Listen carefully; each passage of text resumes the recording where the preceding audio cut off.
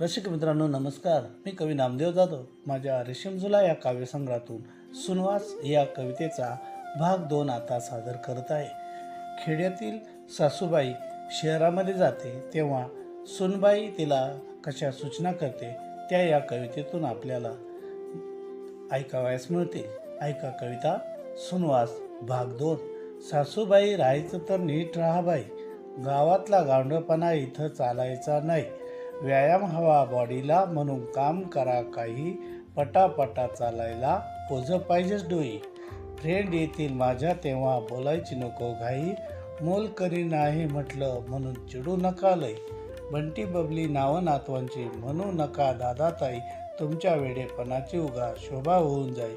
लेक तुमचा घरी येतात घरात थांबायचं नाही, आमची प्रायव्हसी डिस्टर्ब होते तुम्हा कळत कसं हो नाही.